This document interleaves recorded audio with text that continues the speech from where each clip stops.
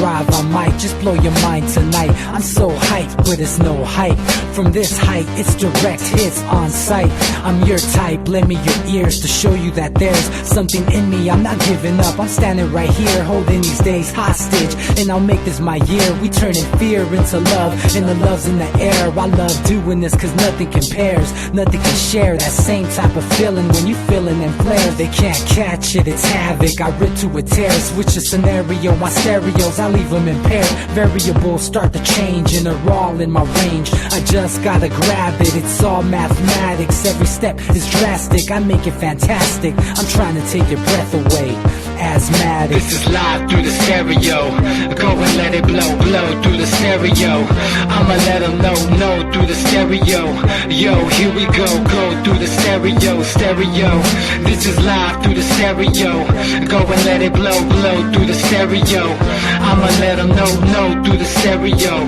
Yo, here we go through the stereo, stereo.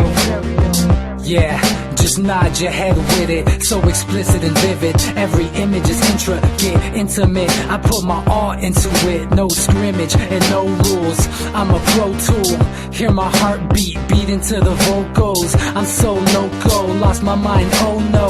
It's ponderoso, dope, so no overdose, cause it's dope, yo. Man, this is house grown, mixed with some milestones. So I let the style flow down like the Dow Jones, bringing it with some foul tones, letting the crowd know we getting loud, so it's eardrum rudiments. Yeah, we bring it rude again. Move, little hooligan. Music for tuning in, full time to the 10. I'm on my clock, like I told you. I'm doing this for dreams we pursuing.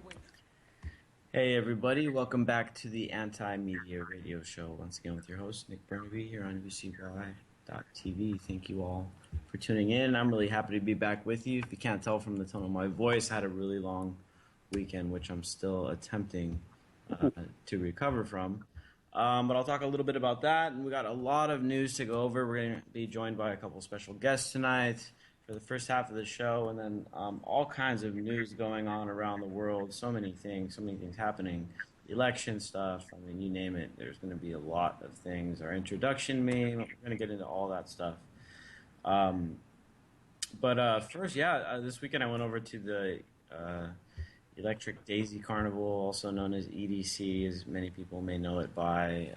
It's a huge rave, the biggest one in North America, second biggest in the world. But they invited me out there to cover it for the Anti-Media, so that's what I did. And I'm going to be writing a story about it tomorrow. But some very encouraging developments from this rave. I'm sure many of our listeners have been to raves before, and it's a big music festival, dancing and all that stuff, drugs, and we did a little bit of all that just to get the full experience. What I'm going to be writing about actually though is how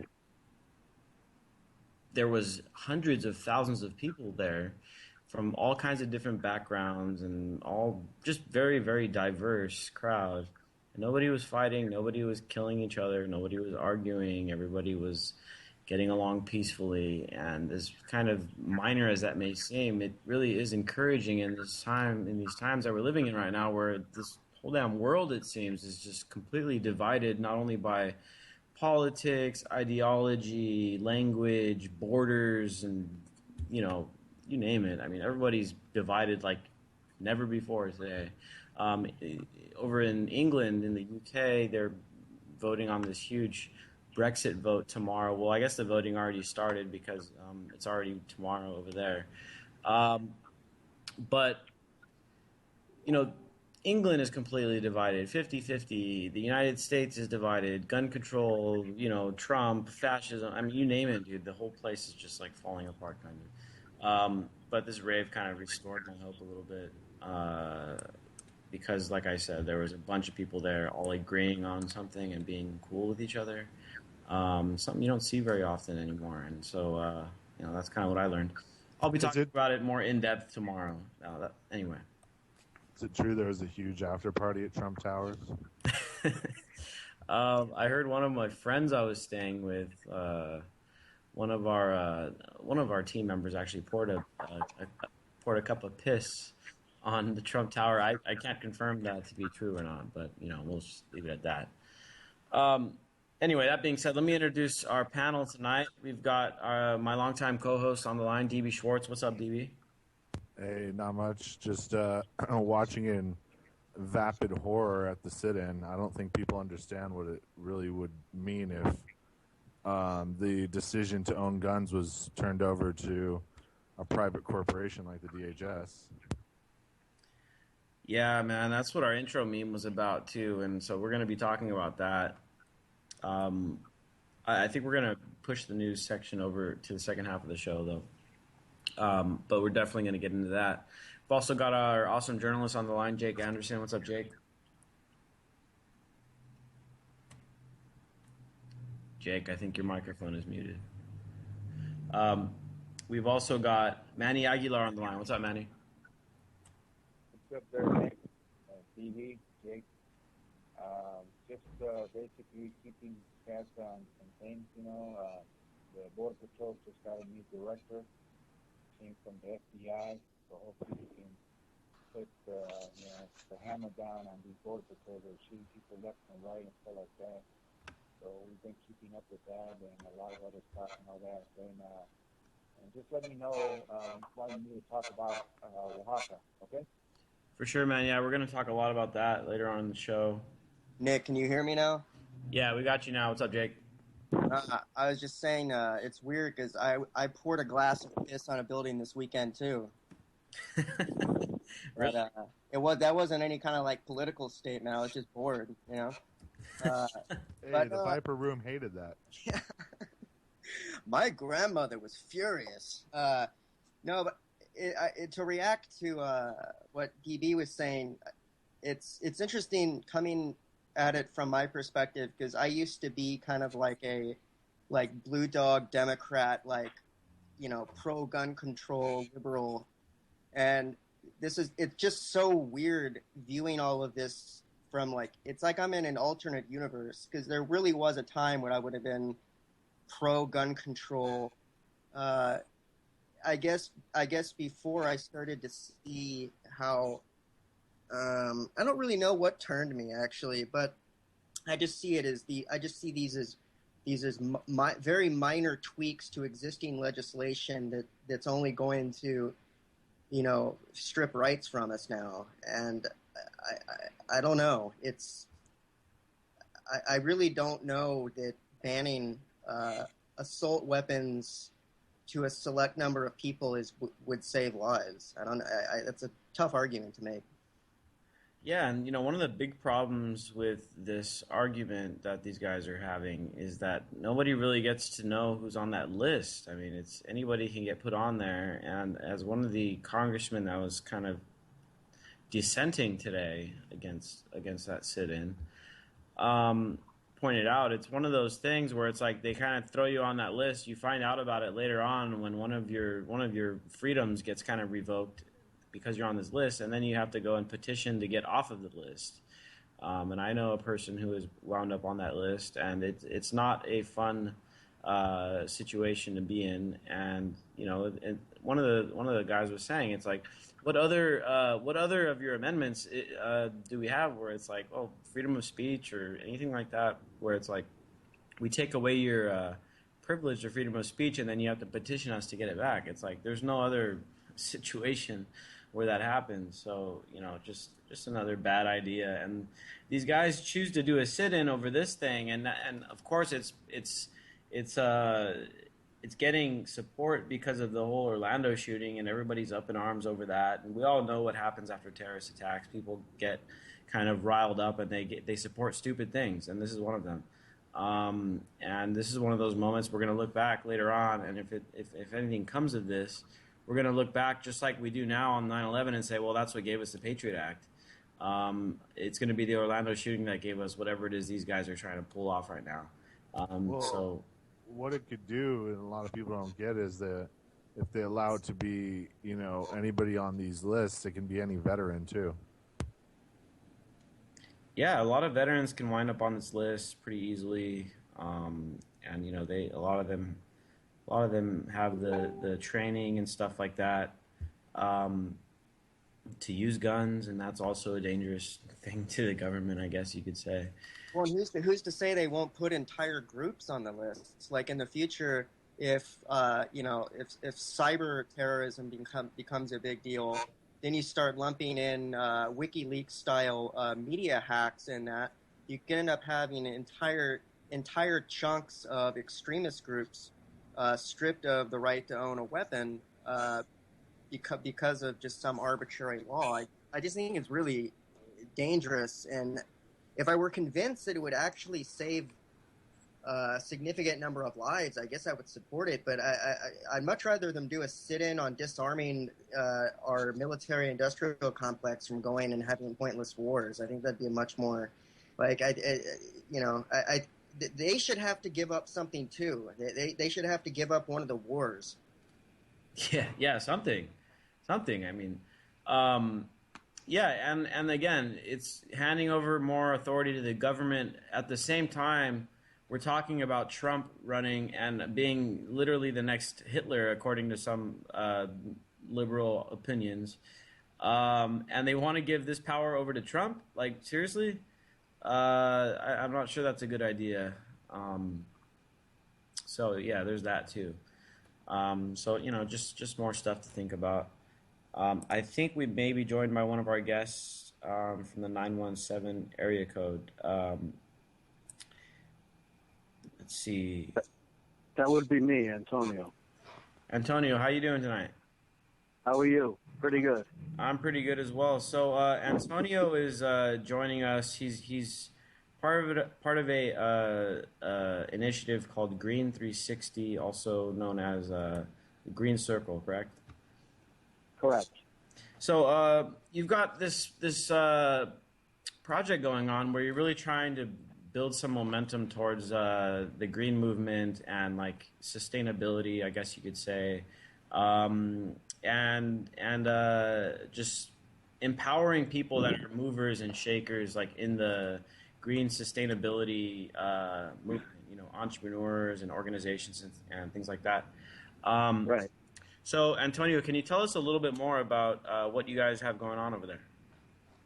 Well, I'm a film producer, television producer is where I started. But I came from the energy business. I was an energy consultant for Con Edison for many years, and I kind of fell into the entertainment business and met a lot of people. And I met a gentleman who was a business consultant. We became good friends, and he showed me how to bring one to the other. So at that point in time, I already met big people in Hollywood. I had a mentor. His name is Ted Kotcheff, and he was the executive producer and the showrunner to NBC show, Law and Order Special Victims Unit. And then I got in tune and worked with him for a while. And I just saw a lot of things that when I was on the set that I didn't agree on. And a lot of it, and I'm not just talking about Special Victims Unit. I'm talking about all over the place in filmmaking. And I just thought that it was a good idea that I bring the energy business into the entertainment business. So now what I do is I do a nationwide talk on being sustainable in the entertainment business all over the place. I'm on an advisory board for the Green Festival Expo, which goes all over the United States.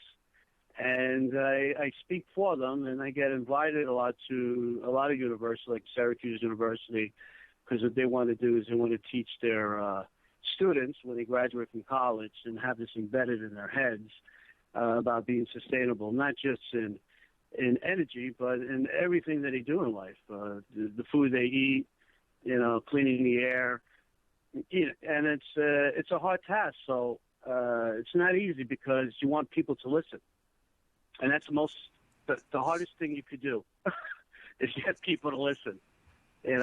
Yeah, that's Leonardo, one of the tough things is people have like a set of beliefs they already have, and to kind of challenge those beliefs or challenge their way of thinking, it's always kind of an uphill battle, But having good information to give out is always always a good way to kind of get their minds thinking a little bit. Sure, but this all I grew up in Con Edison, and a long time ago, it was basically, all they wanted to do is not build any more power plants. And then after Al Gore's movie, you know, everything just went into global warming. Everybody decided to create this beautiful word called sustainable, you know, which means overall everything, you know. And, you know, like Leonardo DiCaprio goes over the world talking about clean energy and climate change. But if he's caught in a restaurant eating a steak, everybody goes hard on him. You know? Like, hey, I thought you were sustainable, you know, and, you know, everybody could be sustainable, but in different categories, you know. And if I eat a steak, people look at me and say, hey, why are you eating meat? And I say, well, I only eat meat once every 2 months. You know, I don't eat meat. I don't make it a habit of doing so. And I am very sustainable, and I'm trying to pass it on to many people.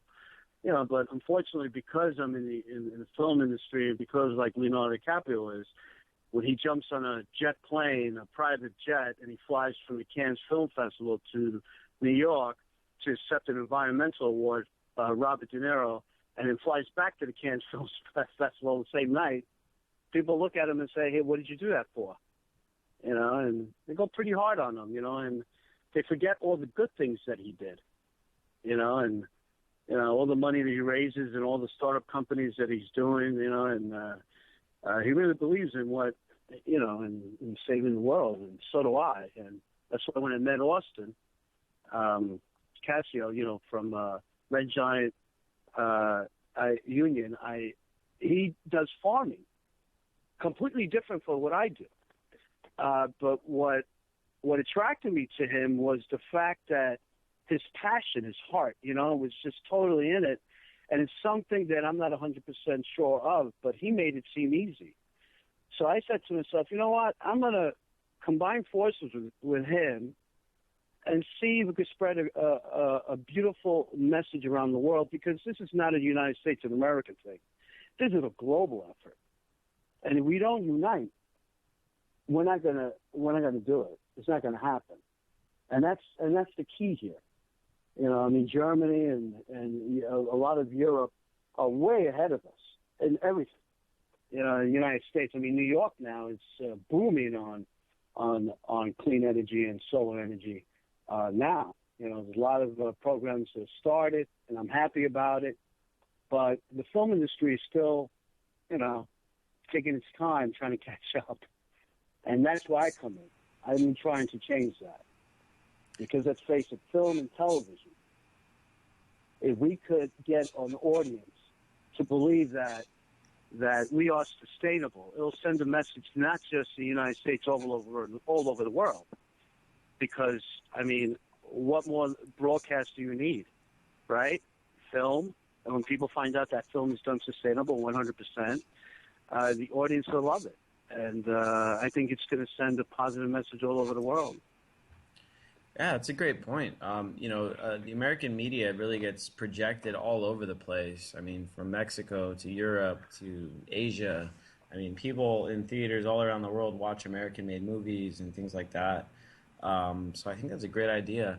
When I was talking to Austin, he was telling me about part of your guys' organization is to help entrepreneurs, like green entrepreneurs, get, you know, their footing and stuff like that. And that to me seemed like a really great idea, because, you know, one of the things is that if we get these, you know, green policies here in the United States, that there's still that issue where they're going to start, you know, pushing more and more business to China, where they're still producing cheap energy with coal and stuff like that. And I know that there's a lot of new developments making energy, sustainable energy, much cheaper, and to the point now where it's really starting to compete with fossil fuel energy and stuff. Can you tell us a little bit about some of like the entrepreneurial stuff going on, maybe some of like the innovative ideas that you see going on to like really make sustainable more competitive? Well, I think there's, like, in the entertainment business, there are like EMA, you know, the Environmental Media Association, which deals with television and film and media itself. And they combine forces with all the film companies. And what they're trying to do is basically use actors to send a message all over the world, you know, because, let's say, for instance, Leonardo DiCaprio, people that are fans of his, You know, and they figure if he spreads a message, or Robert Redford does, that people would say, hey, let me go sustainable. And it brings companies like people that invest in Leonardo DiCaprio's foundation, $40 million. Those aren't just Hollywood people. Those are companies that are investing. They're investing in him because he's a spokesperson. He goes to UN, he speaks, and he brings on people to unite. And that's basically what I want to do. I want to, you see, I want to combine not just people in the movie business. I want to combine people in business, people in education and schools, just regular farmers to learn, you know, and I want to use basically the film industry to do it. And I think it's very important because, like I said before, it's a global effort. I got this whole idea from a gentleman who does Trop Fest, which is it started with like 100 people in Australia in a cafe, and he blew up and went global. And all he does is show short films, 8 minutes long, and he's helped so many directors and actors and screenwriters become famous because of it. Now he screens it globally online, and his name is John Paulson. And he's the co-producer of Elementary on CBS, that show. And I took that idea and I threw a twist in it, and I said, well, let me call it Planet Green Fest and do the same thing, but where the film has to be done using green technologies, sustainable, from the production side all the way to when you're filming, 100%. And because that will send a message. And then you're going to get branding in these festivals, and it's going to send somewhat a global effort to spread a message all over the world. I'm always pushing for stars to use, you know, like hybrid cars on the set during the filming. Unless it's a period film in the 1950s, and, you know, in those days there was no, you know, of course, electric cars, you know, but like stuff like that. So Austin, with his farming, I think he could bring a lot of those people to this company because I think they need to learn. It's all about learning and opening up this new technology, because certain people are clueless. They have no idea. Yeah, you know, like I heard in, you know, I went to L.A. and I walked into a hotel, the Marriott, the JW Marriott. I saw signs in the bathroom saying, take 5-minute showers. Like stuff like that is not all over. It's not global. New York doesn't have it. They don't have signs. They, you know, and I think it should be alerted that people know that. And like little things like that make a big difference, you know. And I deal with more technology. You know, a lot of people come in on the film set and they look at the paper recycling and stuff like that, waste. I look into like the construction of the set. You know, what are they using? You know, the paint that they're using. I look at the lighting, because a lot of people, the DPs today, don't want to change. They think that if you change to the energy efficient lighting, that's going to change the outlook of the picture. You have to use your common sense, and this is where the physics come in.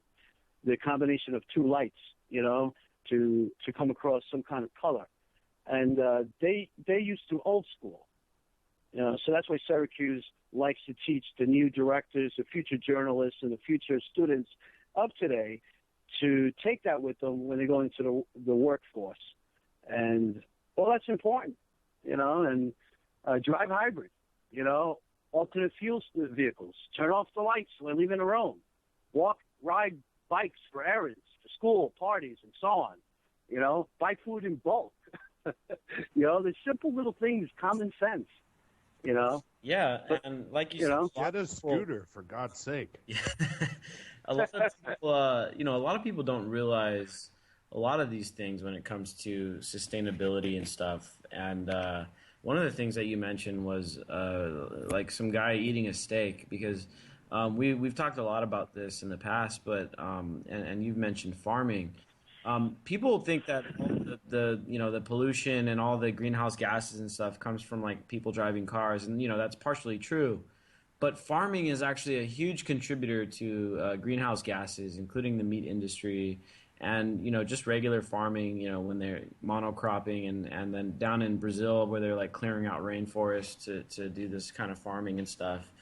That's one side of this debate that many people don't know about. I don't know if you've seen the documentary, what's it called, Cowspiracy. It's a really good. Oh yeah. That I saw that was really convincing. But yeah, I think it's huge that you're out there educating people, because that's really where we need to do a lot of work so that people actually know what they're doing. Because I think a lot of people just use, they eat a bunch of meat, they use a bunch of plastics, they do a lot of things that they don't realize are actually contributing to the problem. But if they knew about it, they'd be maybe a little more conscious about it. Yeah, but that's the whole thing, and that's. But you know what? I'm a believer of, I love the action of words, I really do, but I also like the actions of actually doing it. And you hear all these speeches, and I get tired of it. To be honest, I go around doing all these speeches, and then what happens is people do not follow it. They don't do it, and that to me, it's a struggle. There's only so much, Leonardo DiCaprio goes around the world, and Matt Damon, who also deals with, I think, water.org, and he's a believer of, trying to get the water to the poor people instead of them dragging out with these, these barrels, and walking 20 miles to get water and bring it back, bring water to them, and stuff like that. If there was a way that we could all combine and make it easier for people, because, there was a water shortage in LA, in California, and I'm thinking all the celebrities are out there talking about being sustainable and clean air, and they're forgetting their hometown, their own state, and yet you see people still watering the plants constantly, watering the sidewalk, and not following the rules. Why is that? It doesn't make sense to me, and the one thing I get pissed off in New York City is when somebody's complaining about the rats in the subway train, in the subway tracks, but yet you see somebody throwing garbage into the tracks when the garbage can is right there. Like, I see this stuff, and nobody does anything about it. The cops don't issue them a ticket, which they should. It's against the law to do that, but they don't bother. And I think they should be strict on those rules, because you get tired. I mean, I'm seeing people throw things on the floor when the garbage is right there. And I just feel like I'm wasting my time sometimes, but I'm so passionate in what I like to do, and I believe so much in it that I just keep going. But I just want people just do it. Just do it. Austin's that type of kid. He's doing it. He's been doing it since he was 18 years old, and he's constantly pushing. And for the past 6 months, I've been watching this kid, on Facebook and on his live shows, and I was very intrigued, because I think he's done more about being sustainable than myself or anybody that I know, more than Robert Redford or Leonardo DiCaprio. I'll be honest with you. And that is a plus. And I first got the idea because I wanted to create a company called 50 States of Green, where I was trying to get all the governors and mayors together, of all 50 states together in one room, to talk about policy, the energy policy. But we all know that's going to be impossible to do if there was like strict rules that people follow, in all the states, instead of, everybody's like bouncing left and right, not knowing what to do. One state has this, they follow. The other state has different policies. It doesn't make sense, and I think it should be all one strict. So I think getting everyone together, in Green 360 in the world, I'm not just talking the United States, the world, different companies from all over the world to unite, I think it will be strong, very strong. And that's what I want to do. I want to just change the world and hope that I do that, if I can do that. That's an awesome You know? goal, and we kind of on the same kind of track here at the Anti Media. I mean, we got our radio show, but we've also got our website and stuff, and we're out to change the world as well. And I feel the frustration too, man. I mean, we put out a bunch of information, and sometimes it feels like people aren't listening, but other times, there's rays of hope out there here and there that are definitely encouraging at times and things like that. But I think you're doing a lot of great work. I had a question for you regarding any pushback that you've had, because everyone talks about big oil, and we all know that it's a huge lobby, huge amounts of money in the industry and stuff. And not only are you kind of high up there in this sustainable energy movement, but also you've had your experience at in the old energy establishment and stuff like that. Can you tell us a little bit? If there's any like pushback that you see from big oil regarding your movement, or just any general information that you can give us regarding the oil lobby that you've come to know throughout Sure. the work. Sure. Well, you got to understand that oil is huge. It's a lot of money, economic-wise. So, like I tell everybody, green technologies is now in the picture. Wind power, solar energy, and so on. But the problem is with oil, it's not going to go away just like that. It gradually will, slowly, because they need to make money. And it's all about money. It's all about economics. If you take the oil industry right out of the picture, like tomorrow, you're going to see a dip in the economics of the United States. And that's not good. So it's like anything. It's like when Easy Pass first came out here in New York, right? It gradually, they started with a few, and then because what are you going to do with those people? People are not trained, for computers and so on, and you have to actually send them back to school and train the company themselves so they could catch up to technology. A lot of people in the oil industry, like I'm not a fan of drilling in the ocean. I'm not, because I know for a fact that a lot of the tsunamis can be caused by drilling in the ocean. Earthquakes, if that is caused deep underneath the ocean floor, it could cause a tsunami. It could, be responsible for many issues that happened in the past, many disasters. You don't hear it on the news. You're never going to hear it because it's most likely protected. But that's why you have Greenpeace always going out there and waving a flag and starting, they're very big on the activists. Robert Redford hates oil companies. He dislikes them. And sure, I get people all the time. I have a good friend of mine who makes his money buying companies, oil companies, and then he sells them, and he makes money out of it. And I fight with him all the time about it. I say, how can you be doing that? I mean, I'm doing one, I'm a good friend of his. I'm trying to do one thing, and you're doing the complete opposite of what I'm trying to do. And he says, well, Antonio, I have to make money. The money's in oil, and it's a process, and eventually you'll most likely get what you want. But oils is not going to go away pretty soon. Like tomorrow, it's not. It's all process, but eventually it will, because we're all combining forces.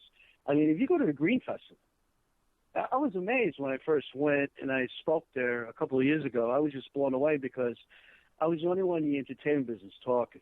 Everybody else that's there, they're brand people. You have linen, from hotels, different products, foods, that people eat, clothing.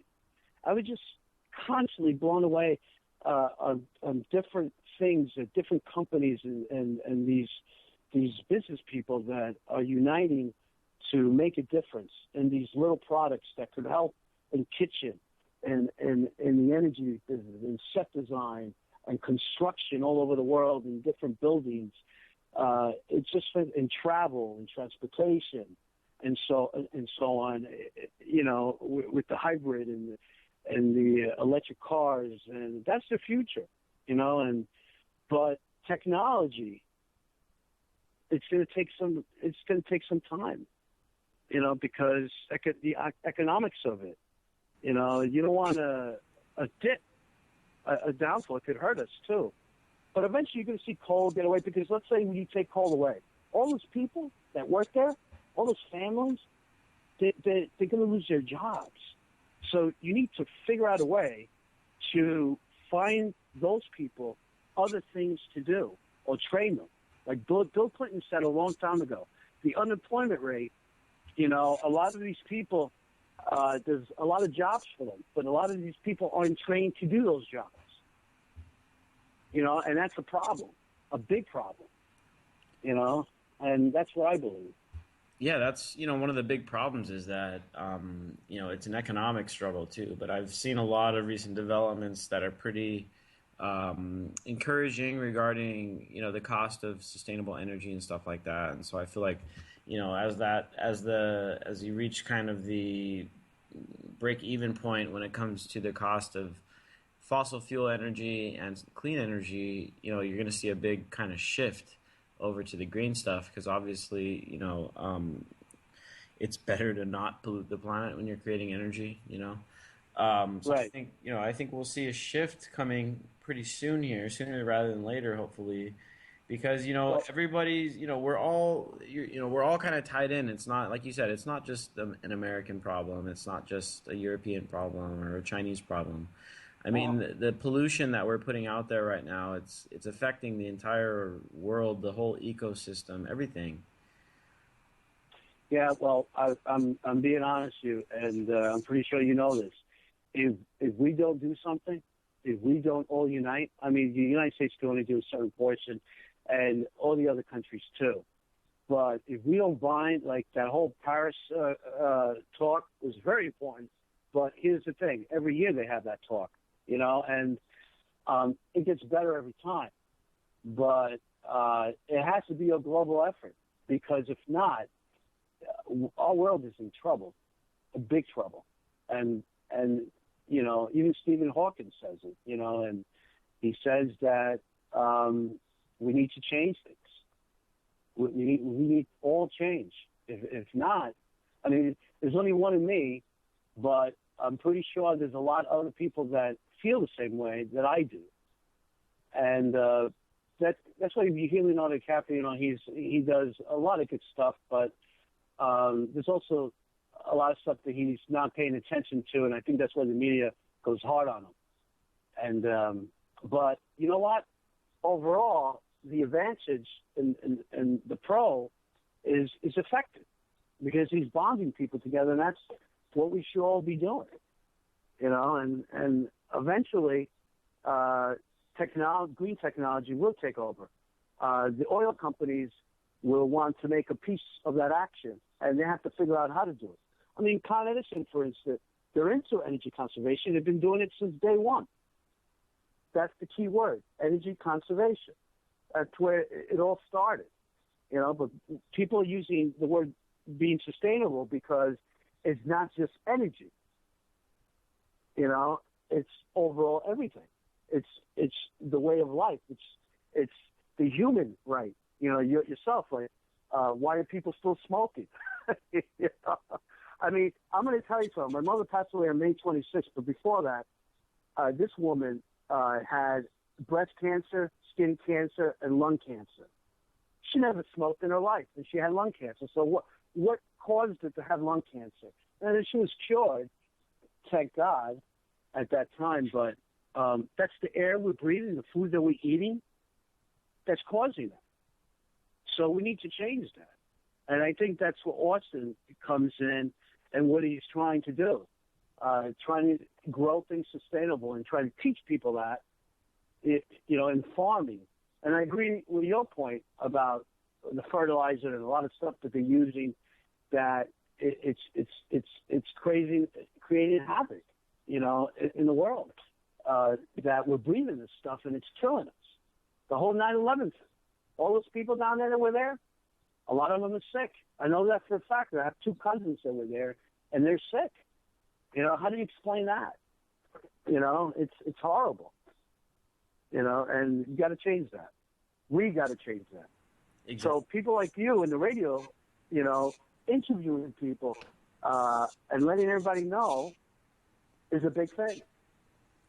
Thanks, man. Yeah, and we're trying, and you're right. It is like our whole lifestyle, from the clothes you're wearing to the bottle of water you buy at the store, to the gas you're putting in your car, to the food that you put on your table. It's all for the most part. It's all done in an unsustainable way. Except for there's some people that are kind of really going out of their way to try to go sustainable with more efficient cars and sustainably grown cotton and, alternatives to plastic or not using plastic at all. But, it's still a struggle. And I think that's why it's so important to help uplift entrepreneurs that are going to help give us a way of life where it's not as hard, or you don't have to go out of your way to be sustainable. It's just kind of, it just happens, and I think that's what's so important about getting the business community involved in the sustainability movement. Antonio, we're going to have to move on here and get into some news stories, because we've had a really busy week of things going on, and I missed my show on Monday. But can you let our listeners know where they can find out about your movement, how they can get a hold of you guys, and how they can join in? Well, you could go to Austin, which is redgiantunion.org.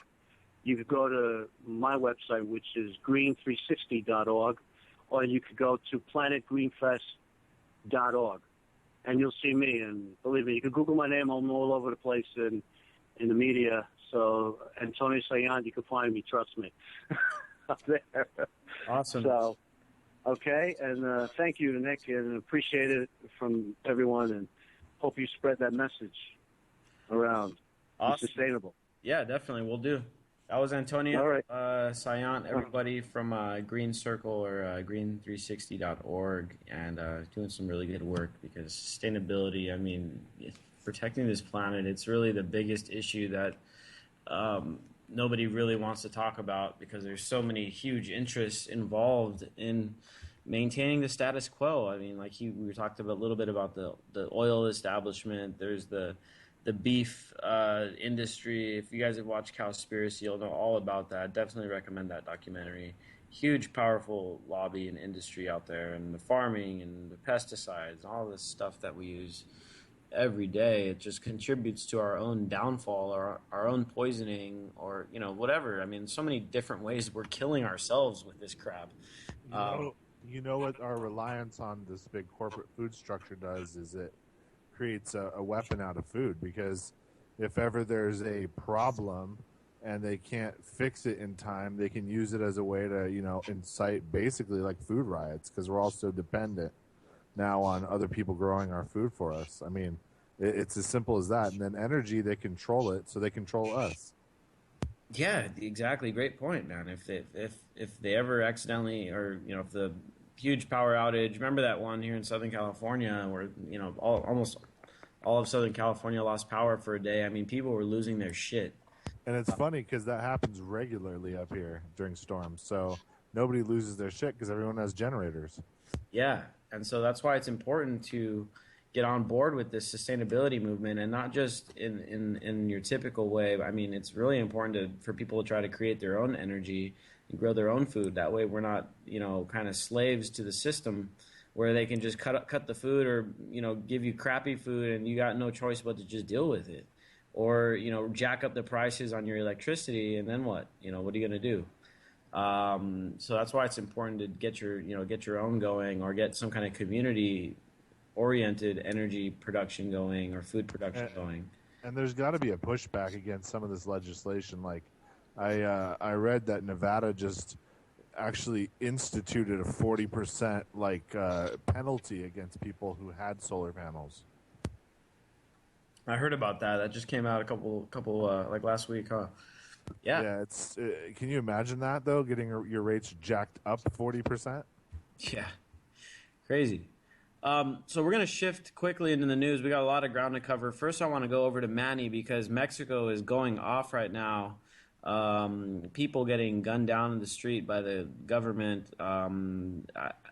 It's a complicated issue, but mass protests, and now they're spreading. They started in Oaxaca, and now they're starting to spread all over the place. So I want to bring Manny on. Manny, you still there? Yeah, I'm here. Hey man, make sure you speak up a little. Your mic's a little bit down over there. Can you give us a quick rundown about what's going on in Mexico? Because everybody, it's finally getting some news coverage and stuff. I think people are starting to find out about it. What's actually going on down there? Well, I got people down there. They're activists from my home state of Guerrero. They're down there actually in Oaxaca as we speak. They basically have reported that they have a lot of the zapatistas that have come over from Chiapas to really support the movement. One of the sad things that's happening, a couple of teachers have been killed, and a couple of people that have supported teachers have been killed. Blood all over the place. They created a lot of fires and stuff because they're just going after the government big time and stuff like that.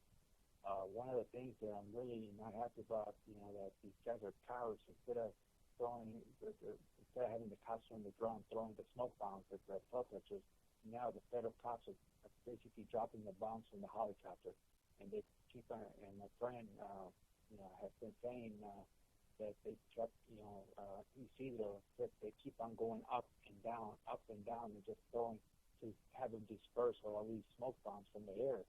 And so it's just really, really terrible what's going on down there. The big positive thing is that the Zapatistas are joining the cause, and they're also going to be joined by 200,000 doctors because they feel like they need to support the cause. Is what's happening with the teachers and stuff like that. So that's what's basically going on. And, in Oaxaca, they have a lot of cops down there, federal and state, clashing with the protesters and stuff.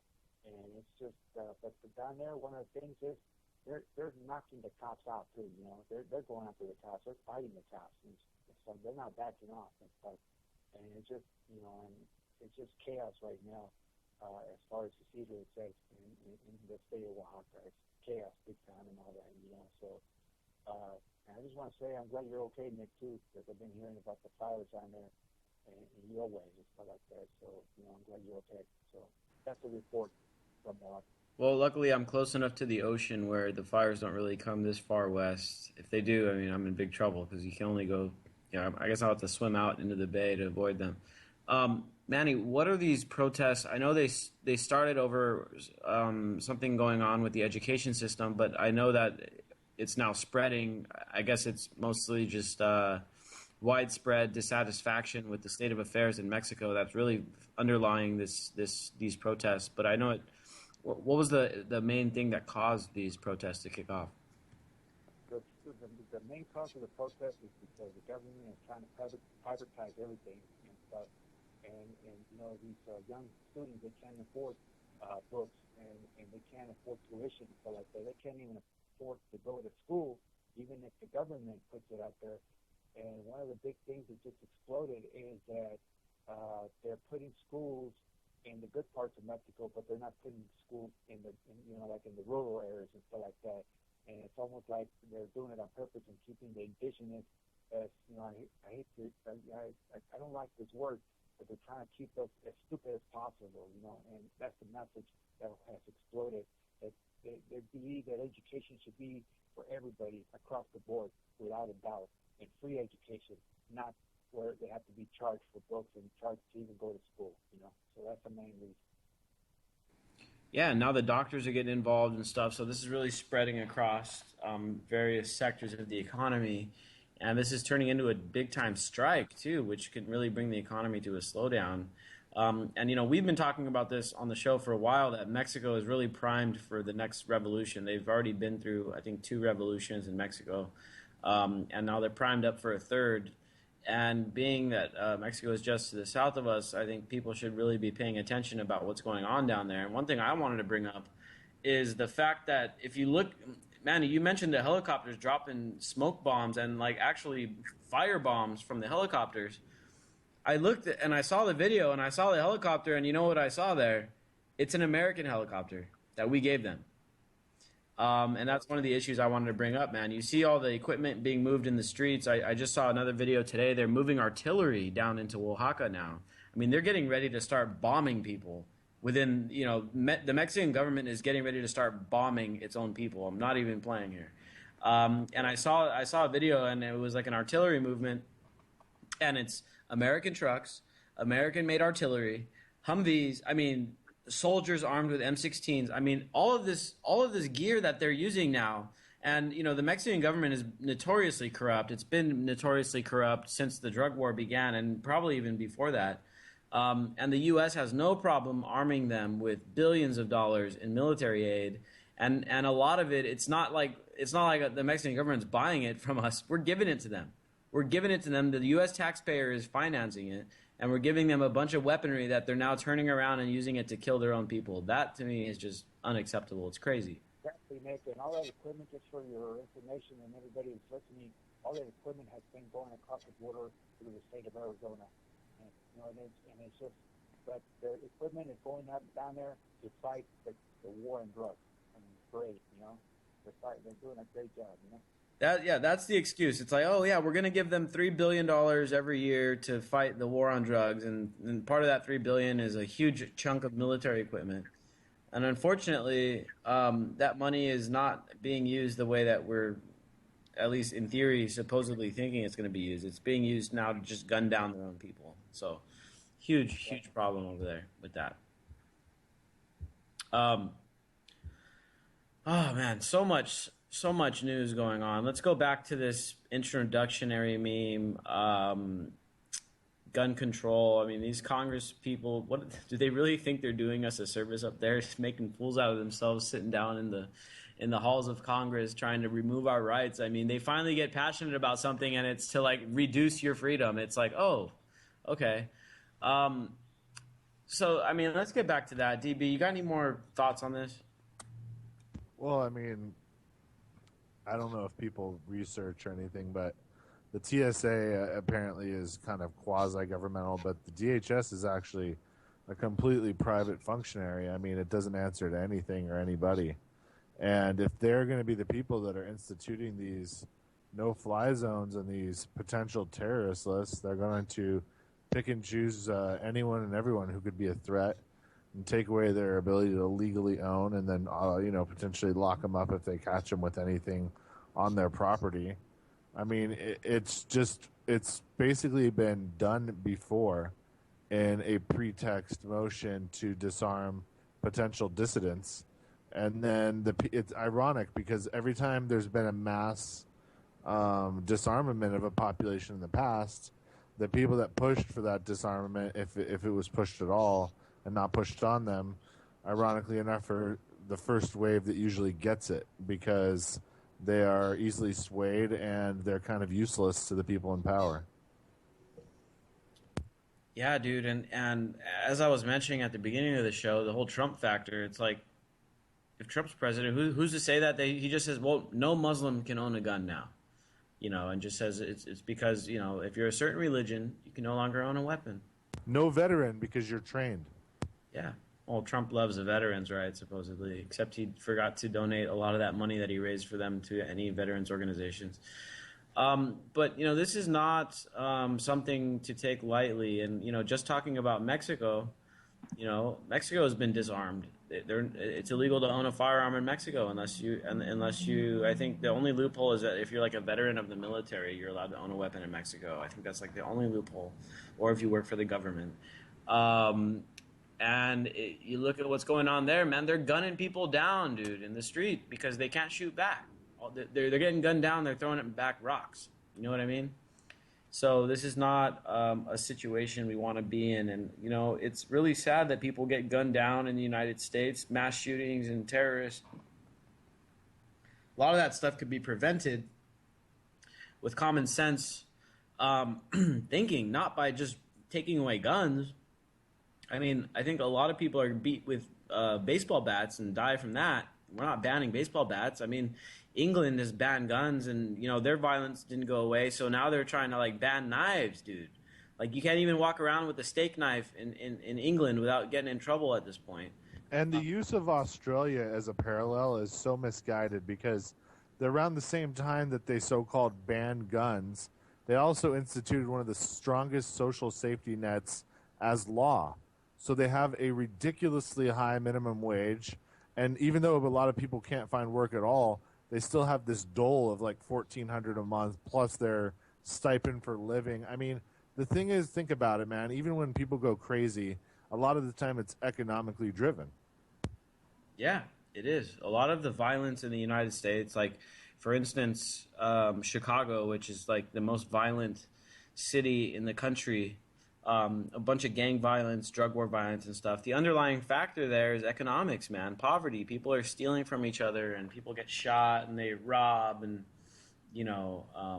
all that kind of stuff. It's an economic thing in many ways. The other thing here in the United States that people don't like talking about is that, we're a violent empire, dude, and we have to kind of encode violence into the minds of all these kids, and from the time they're in school, from the time they first watch TV, they're kind of programmed into believing that violence is how we solve issues in the United States. Because I mean, I guess it's pretty accurate. That's what we do. We bomb countries and we violently arrest people and do things like that. We ban things, which is a form of violence. We're a very violent society, so when people take their rage out through gun violence, it's not exactly a surprising thing. And the other factor here, and we just still don't know the exact motive about this Orlando shooter, but we know from his 911 call that he said he was doing it because we're bombing Afghanistan. That's the other factor, is that if we're going to talk about reducing, stopping terrorism and stuff like that, we got to stop bombing all these countries around the world, because every time you bomb a country like Afghanistan, you're going to make some Afghani dude really mad. Or you bomb Pakistan and a Pakistani guy is going to be mad. You overthrow the government of Libya and a bunch of Libyan people are going to be mad, and Syria, and so on and so on and so on. If we're going to really talk about, and Jake, you made a great point on this. I mean, these guys want to take away our guns. How about they start taking away some of these wars? Because that's really what's driving terrorism. It's not the guns causing terrorism. It's our foreign policy in many instances. And so these guys are not taking this issue seriously. These assholes in Congress up there sitting in right now to take away part of your Second Amendment rights and to give more power to this terrorist watch list, which is completely unconstitutional and is completely arbitrary.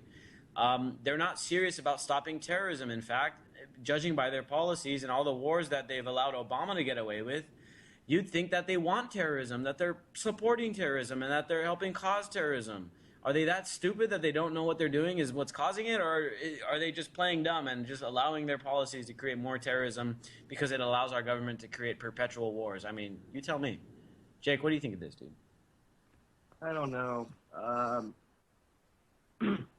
I don't know. There's just humans are insane, and we need artificial intelligence. And I